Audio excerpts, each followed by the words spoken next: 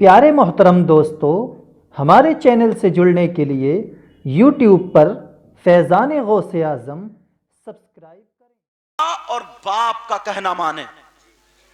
दूसरा मसला यहां से यह निकलता है, मर्दों पर सबसे ज्यादा हक उसकी मां और बाप का, और औरतों पर, औरतें सुने, औरतों पर शादी के बाद सबसे ज्यादा हक उसके शौहर का।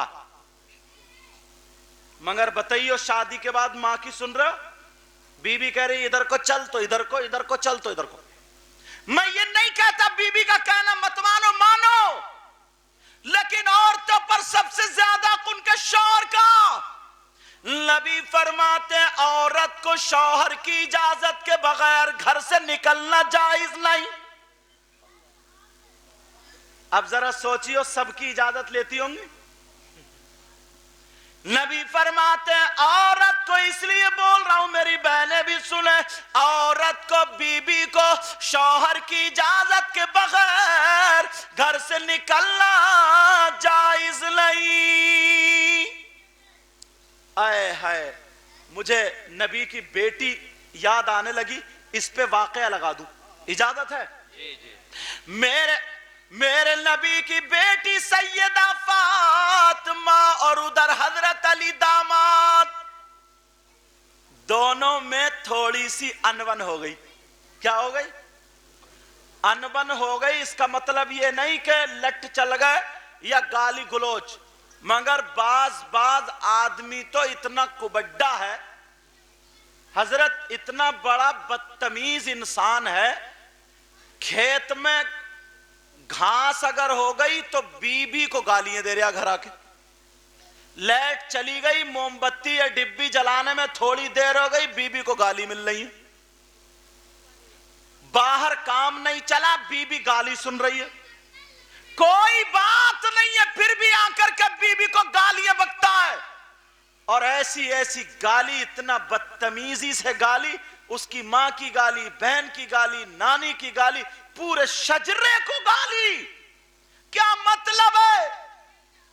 जो लड़की अपनी मां की मोहब्बत छोड़ के आई, बाप की मोहब्बत छोड़ के आई, घर कुछ सब कुछ छोड़ के आई, उसने नया घर बसाया तुम्हारी गाली सुनने के लिए नहीं।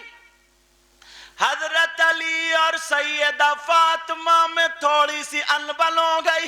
हजरत अली कुछ बोले, फातिमा को थोड़ा बुरा लगा, लेकिन फातिमा ने बुरा नहीं माना। सोचा अगर मैं ये बात अली से कहूं तो अली हो सकता मेरा बुरा मान जाए, मगर यही बात मैं अपने अब्बा से कहलवा दूं, मोहम्मदुर रसूलुल्लाह से कहलवा दूं, अपने आका से कहलवा दूं, ताकि अली फिर कभी ऐसा ना बोले।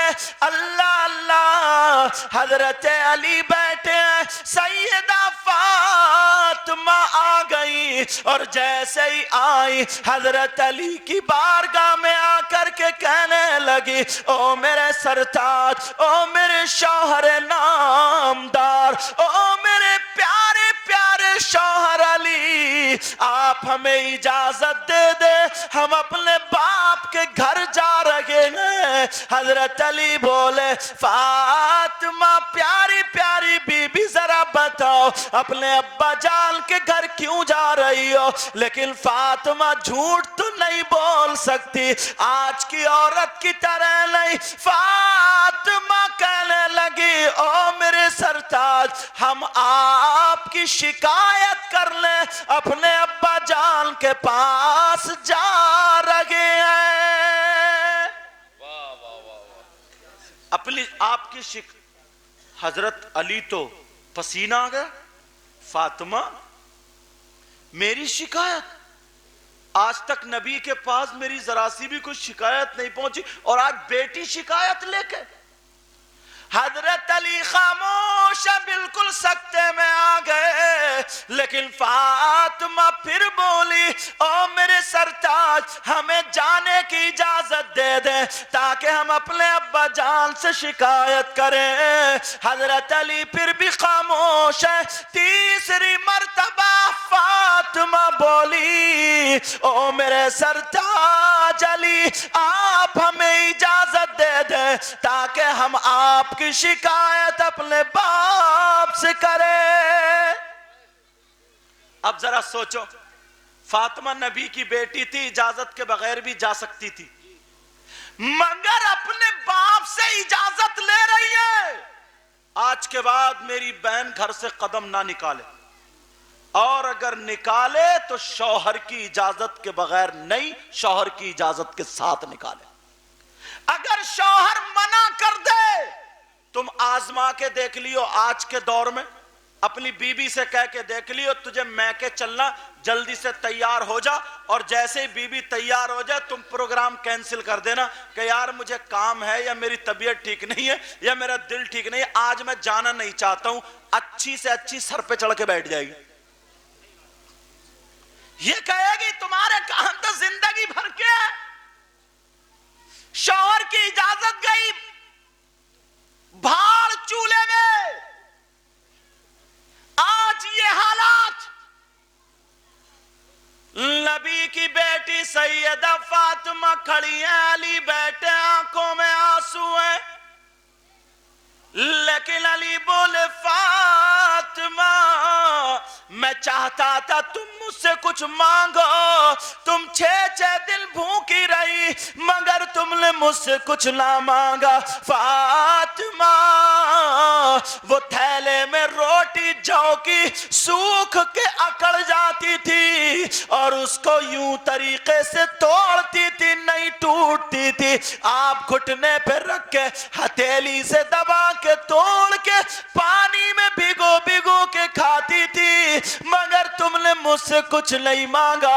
मैं चाहता था कि कुछ मांगो। खजूर की गुठरी पे नमक लगा लगा करके फातिमा तुमने गुजर बसर की। मैं चाहता था मुझसे कुछ मांगो, मगर अली बोले फातिमा तुमने कुछ नहीं मांगा। अल्लाह अल्लाह ओ फातिमा, एक एक जोड़ी कपड़े में तुमने एक एक साल गुजार दिया, अगर फट गया तो पेमद लगा के पहन लिया, मगर फातिमा तुमने कुछ नहीं मांगा। मैं चाहता था कि कुछ मांगो, लेकिन आज अगर मांगा तो कुछ नहीं बल्कि मेरी शिकायत के लिए इजाजत मांगी, इजाजत मांगी। ए फातिमा अगर तुम मेरी जान मांगती तो वो भी मैं तुम्हें दे देता।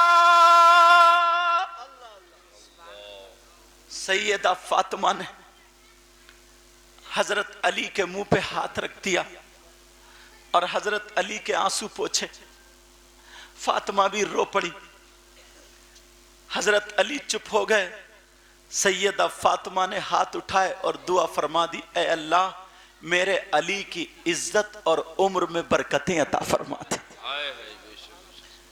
बोलो अगर ऐसे मियां बीबी हो जाए तो कभी घर में झगड़ा होगा?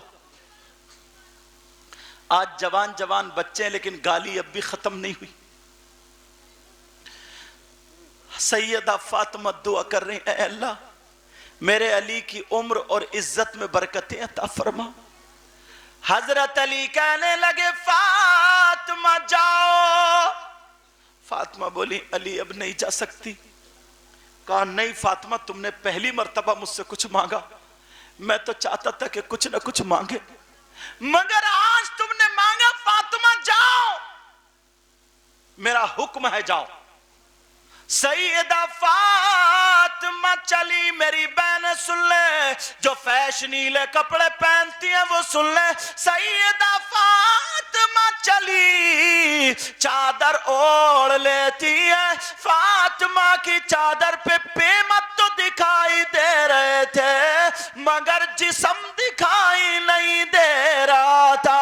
वो पहले की औरतें थी जो 200-200 रुपए की चादर में अपना जिस्म छुपा लिया करती थी।